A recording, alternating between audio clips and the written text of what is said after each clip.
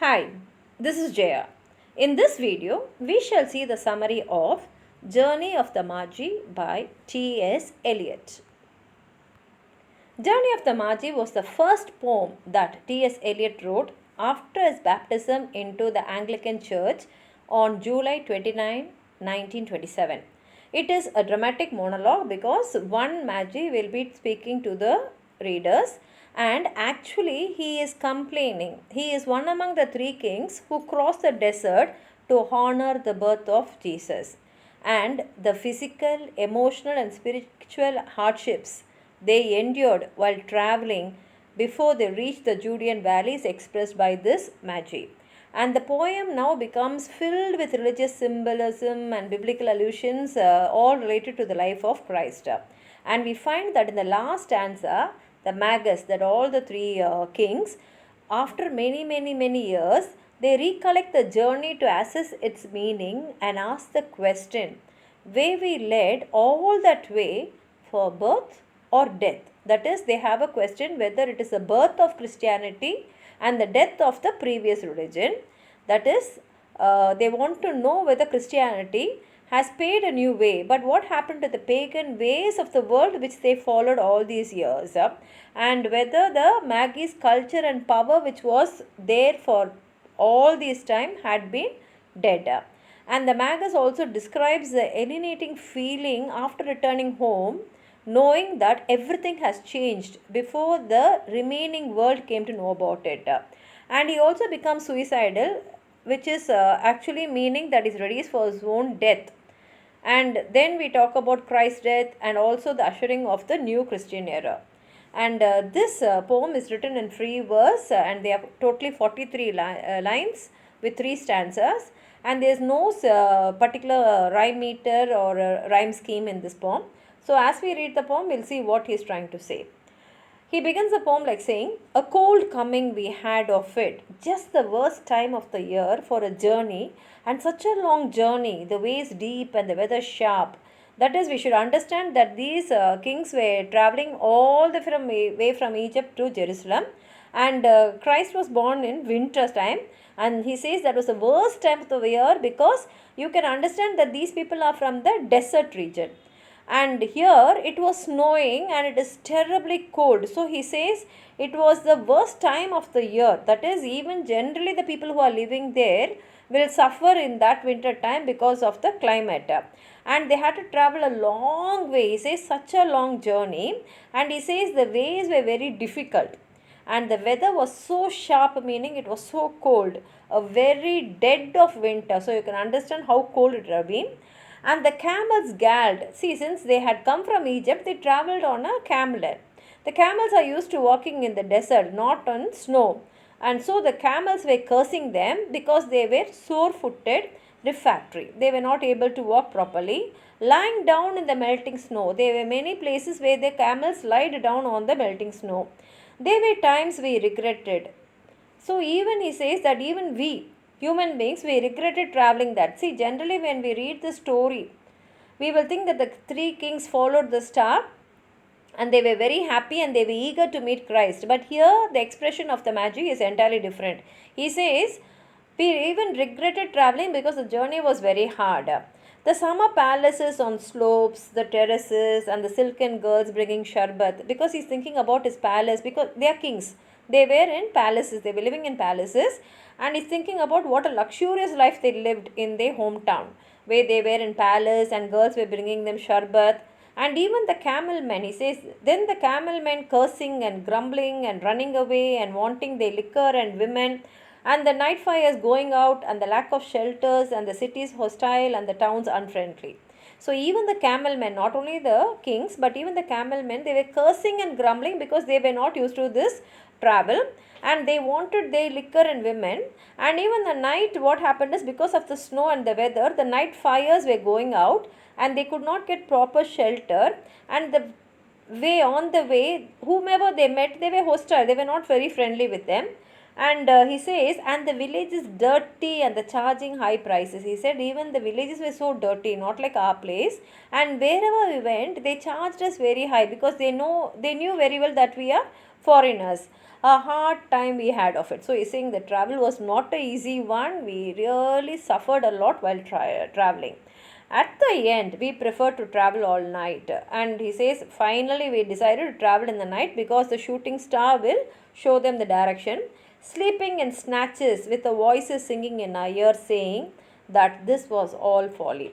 And they were sleeping only for a short time because they were traveling in the night. And in the ear, they can hear that whatever they were doing was really foolish. So here we find that the feeling of hardship and challenge is really increasing day by day.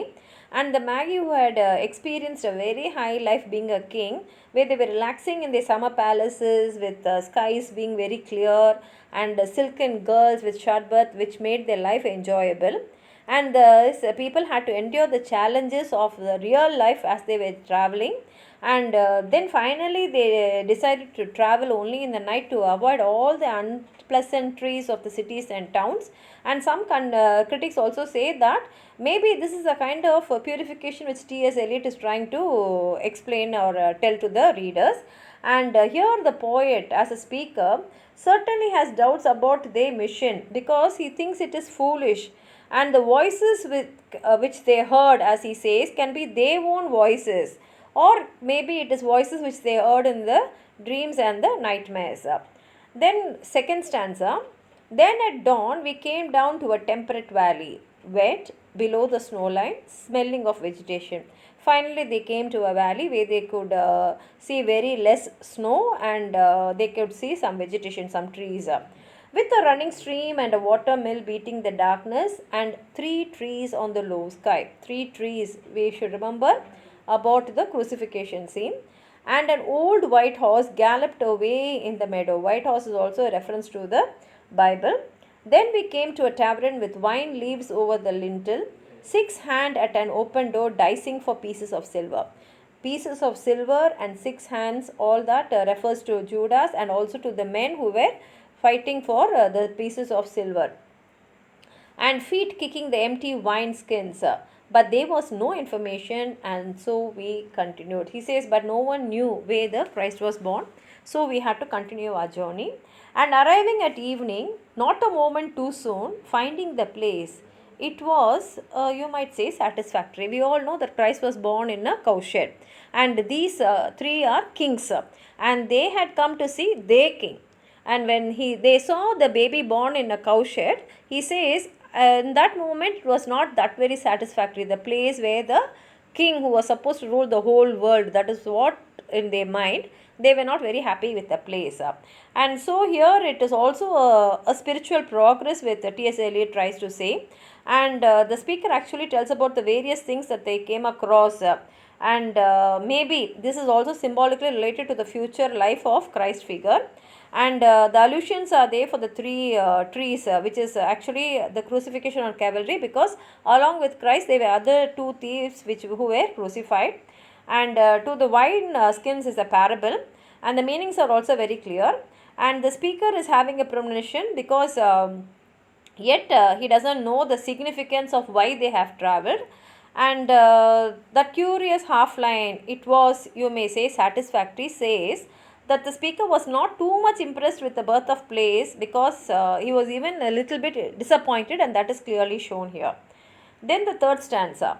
All this was a long time ago. So we understand that the Magi is telling about something which happened long ago. He recollects it. I remember. And I would do it again, but set down this, set down this. So he says, I don't mind going again that long journey.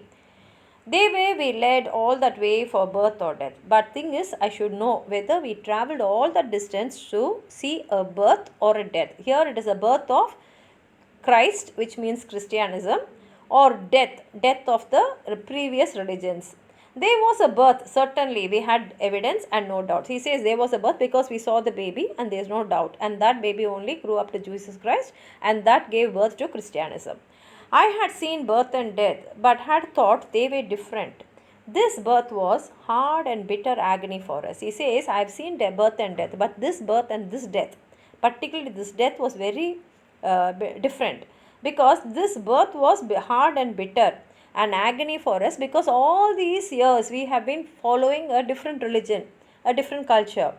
Like death, our death, and this death of our religion was like our own death, because whatever belief we had, whatever faith we had, all that died. We returned to our places, these kingdoms, but no longer at ease here. And after visiting Christ, we all came back to our own places. But after coming back, we were not peaceful. In the old dispensation, with an alien people clutching their gods, because after coming here, we knew a new religion is born, a new God is born, and that is what the world is going to follow. But when we came here, these people did not know about that. So they were clutching to their own God, the previous God, and that disturbed us, because we know that we are going to again disturb these peoples also, like how we are also disturbed. I should be glad of another death. So he says, I'll be happy if there's also another death, so that something new will come, and that something will be new to us also. Like this, these people, I'll also be ignorant. And we find that this poem is split into 3 stanzas, where the first stanza deals with the birthplace and the doubt of the Magi, whether he's making a foolish journey, and the second is about the arrival, the prefiguring, and the satisfaction, and the third one is the reflection and acknowledgement of a new faith. He says that a new religion is born. And here we also find both monologue and also metaphors. In stanza 1, we find the frustration and the doubt of the journey. Second, we find the anticipation and understated satisfaction upon arrival.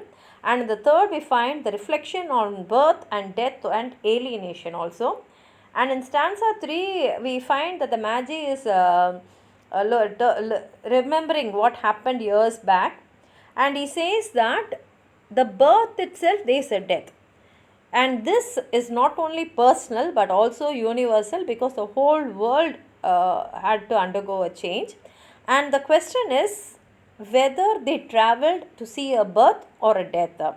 And so there is also a new understanding that all these things had taken place in order to bring in a spiritual transformation which was to happen.